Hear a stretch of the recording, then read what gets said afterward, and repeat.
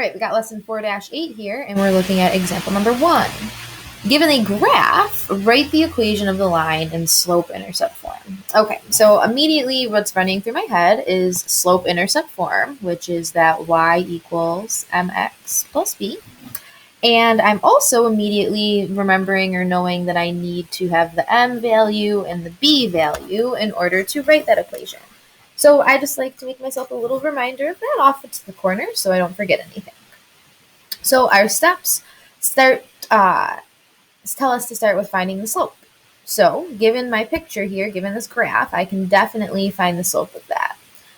So I marked 2 points already, but let's erase those and see where they're coming from. So in order to find the slope given a picture, you need to be able to count that rise over that run, or you need to be able to pick 2 clearly plottable points or clearly readable points. And I can see this first point right up here. This is clearly on one of those intersections between the little dotted grids. And that is the point, points are x, comma, y. So we went over 8 and up 1. And then we're just going to look for a second readable point. That's not quite on there. It's not quite there. I don't agree. It's a little bit up. No. But this one actually is kind of okay. We're going to go with this one. And I promise you, this one's a little sketchy and it's kind of taken us a while to figure it out. But I do promise you that in any graphs I give you, the points will be clearly marked for you to see. You don't have to play this guessing game kind of like we did here. And this is the point 1, comma, -3. Yeah. Okay, so you've got 2 options here now that we have points to represent our, to find our slope. You can do that change in y over change in x, y1 minus y2 over x minus x. I have a sneeze. Excuse me. Or you can count the rise over the run. And I prefer less math involved, so I'm going to count the rise and the run. So just by looking at this, if I was a little person walking from left to right, I'd be walking up this, which means my slope is positive.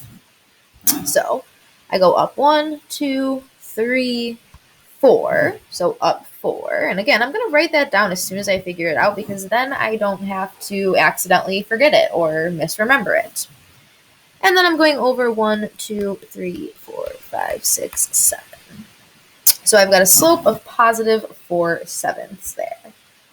And going to my points, or my steps.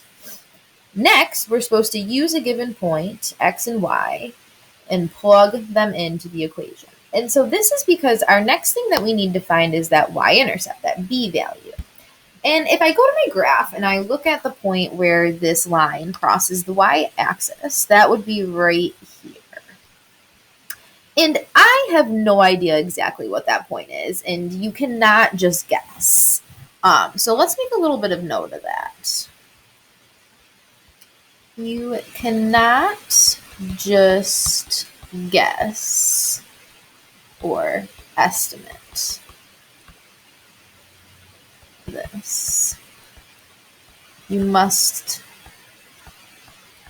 solve.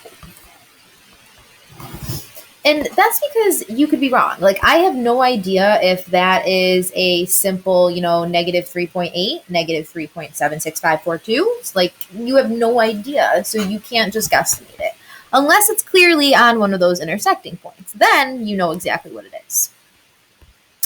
Okay, so what we're going to do is we're going to take that equation, that y equals mx plus b, and we're going to plug in the things that we have. So y equals mx plus b, I have my m. So in for m, I'm going to put that 4/7. And my steps tell me to use one of the given points. So I'm going to use one of the points with a smaller values because smaller is cool. So I'm going to use the point 1, comma, -3. And again, just to prevent me from making any mistakes, I'm going to label those points with an x and a y so I know which is which. So in next to my slope is going to go the x value, and in for y, and again, this is a y value. This is not my y-intercept. So this goes in for y.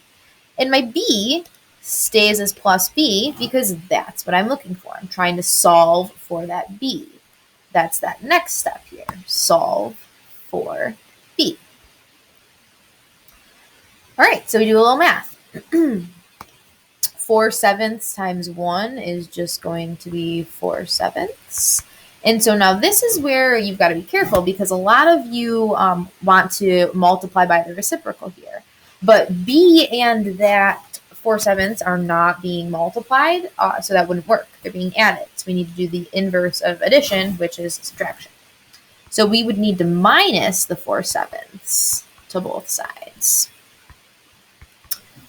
All right, and this is where we jump to our calculator because who wants to do fraction math in their brains? So I'm going to clear that out.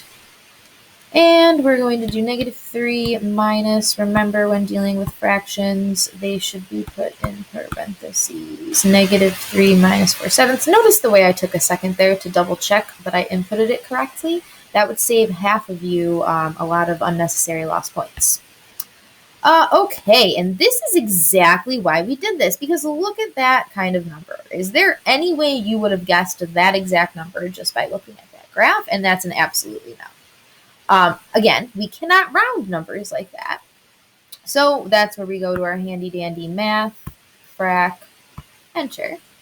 And we get that fraction of -25/7. And let's just pause for a second and make sure that this makes sense.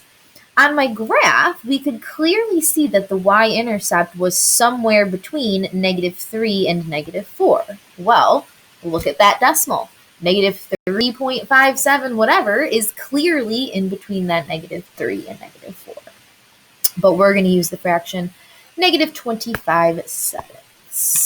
So my b value is equal to -25/7. And I'm just going to transfer that over here.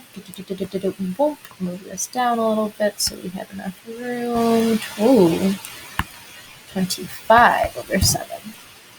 All right, so you solved for your m, you solved for your b. This is where you need to not forget to take the very last step and rewrite the equation with the b and the m plugged in, but not the x and the y. So final equation, I'll put down here, and we'll use brown because I don't know why. Y equals m is 4/7 x minus 25/7. And that is our first equation, or that is the equation of this line right there.